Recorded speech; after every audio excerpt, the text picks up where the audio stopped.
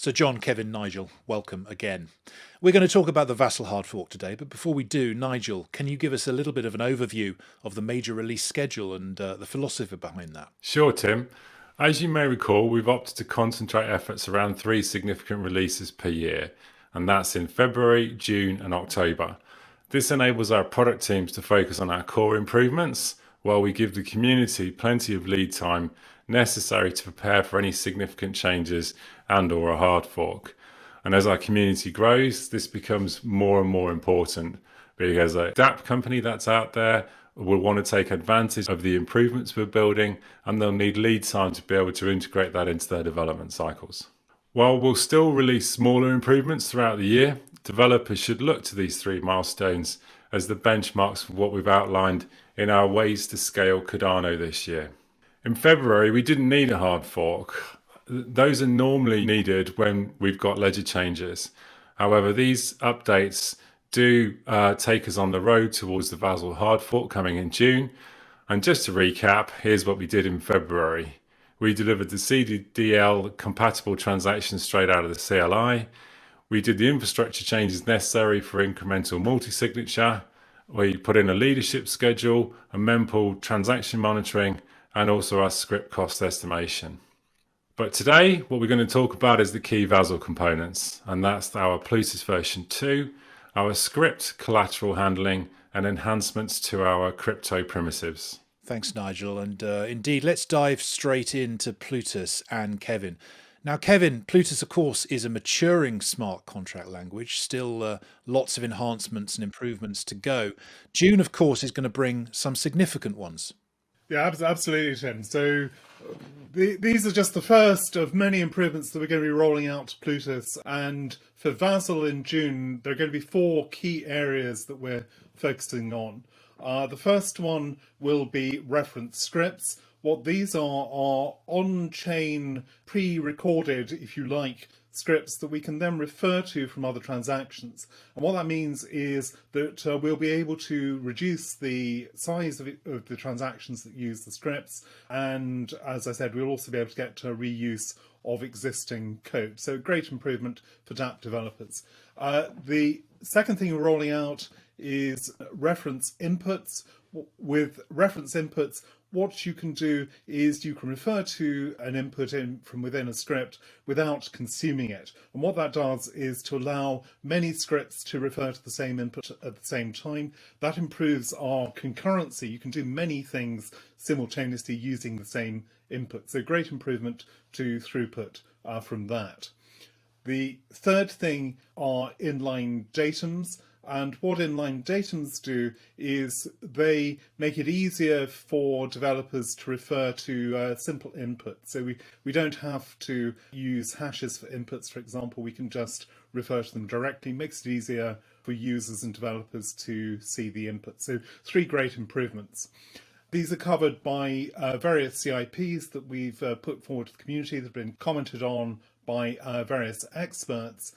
CIP 33 reference scripts, CIP 31 reference inputs, CIP 32 inline datums. And the final thing that we're going to be rolling out are redeemers in transaction information. And what this does is to let scripts cooperate by using a shared redeemer. So 4 great improvements there. Now, John, crypto primitives, we're not talking about some of the people we meet on crypto Twitter every day, I assume there. Yeah, not this time, Tim. Not this time. We use a lot of really cool crypto in Cardano. In fact, state of the art. And maybe another time I could talk about the elliptic curve primitives we use, because we use this primitive called ED25519, and it's state of the art in terms of digital signatures. Super cool. Today, I want to just focus on a change we've made around the VRF. Now, VRF is another cryptographic primitive, and when I say primitive, it's like little Lego bricks, little building blocks that we build more complicated systems from. So the VRF stands for a verifiable random function. And normally, when you're signing something, you pass in the message you're signing and the secret key, and then it goes through an algorithm and you get a signature out. Okay, that signature can be verified by people, and that's I think fairly well understood by most folks. The VRF is a little bit different. You put in a secret key, okay, so that you need a secret, you still need a private key, but you also put in a kind of a random seed, a piece of random data, and during the algorithm, rather than get a signature out, you actually get out what we call a proof and another random output. And this random output is actually indistinguishable from complete random noise. And anyway, I just thought I'd give it a kind of an insight into how the VRF works. And it's basically something that takes the seed and the secret and produces a proof and an output. But we use this for our deterministic leadership schedule. So it's a very important aspect of how we decide who's going to mint a block next. Anyway, it's expensive. So with all these kind of cryptographic primitives, the math tends to be quite heavy. They're expensive for computers to basically calculate. So we were using this twice, and now we've reduced that. We've now managed to kind of, during the block propagation process, rather than having 2 VRF runs, two calculations, we now only have 1. So by doing this, we're removing redundancy. We're, again, doing less work during our validation and propagation of the block. And this is all good news. Now, thing is, whenever you remove something like that's so technical like this, you got to be very careful how you surgically slice it out. Make sure that we truly don't need it. But we've done this in a way where we're faster, quicker, better, but at the same time, just as secure, just as deterministic as we were before. Thank you, John. Script collateral adjustment is the next thing that we're going to cover. Kevin, perhaps you can take that one. When we're executing a Plutus smart contract, what we do is we have a 2-phase validation process. And in the first phase, a script is executed offline. We check that it's going to succeed. And only if it goes through the first phase of validation do we then put it forward for execution actually on the chain. So that's the second phase of validation. Now, what we don't want is to have scripts executing on chain that haven't been paid for. So we require users to put up a collateral to cover the cost of executing the script. And if the second phase fails, then the collateral is lost.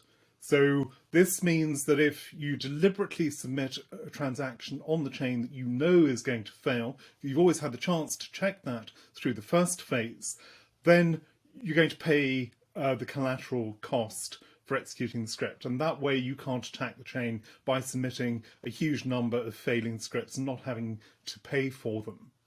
So with the current collateral mechanism, what happens is you put up an input, an ADA input, and if the transaction fails to execute, then all of the collateral is lost. And there's a minimum value associated with that, which is greater than the cost of actually executing the script. There's really no incentive to try to attack the chain this way. What we've done is to make a few improvements that will help DApp users realise that this process, whilst it's quite effective, is perhaps a bit draconian, doesn't quite meet all of the user needs that we're seeing from DApp developers. So what we're going to do, first of all, is we're going to adjust collateral so that it's the exact required amount, and then the end user never risks more collateral than they need to. So you can put up a million ADA. I know you're a whale, Tim, perhaps. So you put up your million ADA, and in the old system, if you deliberately submitted a transaction that failed, you would have lost your million ADA. That's a bit tough. Now, if you do it, you'll be losing much less ADA. It'll be some percentage of the actual script execution cost, so a few ADA instead. So that should make you much happier. You won't be risking your pot as collateral all the time. The rest goes into a new change address, so you can specify where the change goes to. And of course, Kevin, that's not the only improvement, is it?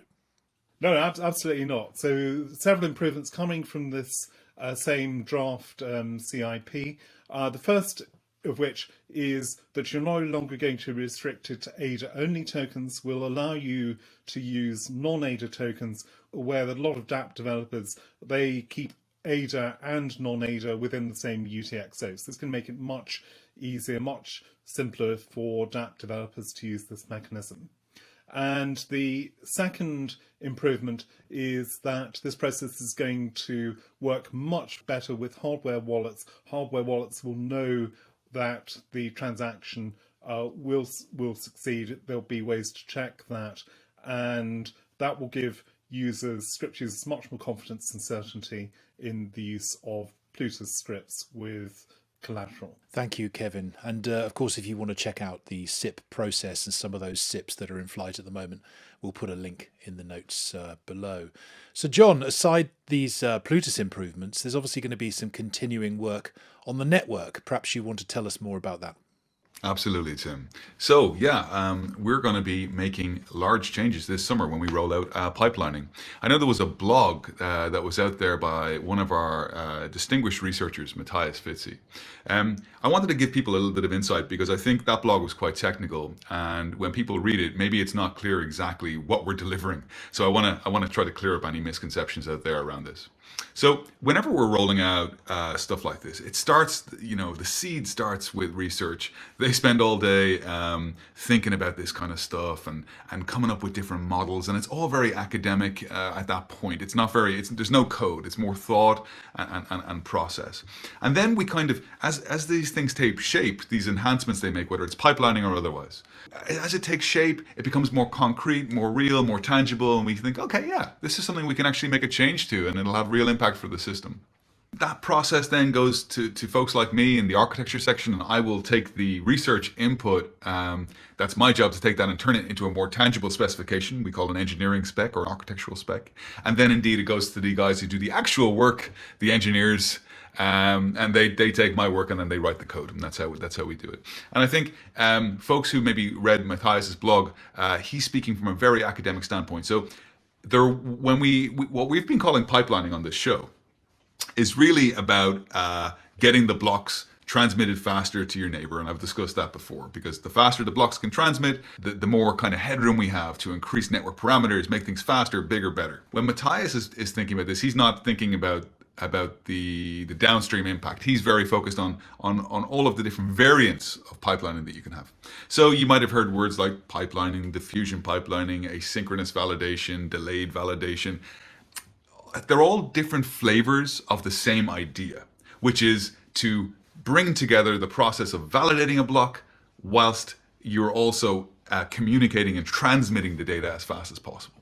Now, when we're selecting which one of the brilliant ideas our research geniuses come up with, we have to do so with a pragmatic hat on, because we have to say to ourselves, well, this version, asynchronous validation, maybe it's a little bit faster, but it's more dangerous and it needs more time. So we've chosen what we're calling diffusion pipelining, okay, and that's why I call it pipelining on this show, which we feel as a sweet spot, which will deliver plenty of headroom for amazing changes to come for the rest of the year. So we may go back and look at other things like asynchronous validation and other things that lead to even higher throughput. But you got to remember, we are already ahead in terms of our performance roadmap as where we wanted to be. Our block utilization is still not at 100%. We have big changes coming in June that's going to let us really ramp up the network parameters and increase block size and speed. And yeah, then on top of that, just compounding all of this, we may never end up doing a different variant of pipelining, because actually I believe what we're going to bring in June is going to be the sweet spot and it will be enough. And then we're going to be moving to input endorsers, which is a radically different way of doing consensus and doing block propagation. And we can talk about that in detail another time. Effectively, you have ranking blocks and input blocks, and it's all quite sophisticated. But I think pipelining in the way we're bringing it in June is going to give us headroom until input endorsers comes, which is effectively an end game solution that will see us scale out for the next 5 years. Thank you, John, for that overview. Nigel, so work continues apace on preparing for the June Vasil hard fork. But of course, October is coming down the line and it'll arrive sooner than we think. That's going to be called the Chang hard fork as well. A few bits and pieces being worked on right now. What's the update there? Of course, Tim. Our team is starting to plan for the Chang hard fork in October. And while the full scope is still in development, which will change over the coming weeks and months, we definitely know certain things that are going to be in the pipeline for October. And our community can look forward to seeing these and more about these in the near future. We've got changes in the area of governance. We've got more smart contract evolution. We've got more changes and improvements to performance. And of course, that's just the core development. As we've shared previously, we've got also lots of other exciting things coming in the pipeline, from light wallets to sidechains. Thank you, Nigel. So I hope, as you can see, a huge amount of work going on for June, and we're also thinking ahead to October already. Gentlemen, thank you very much for joining us, and we'll see you again soon.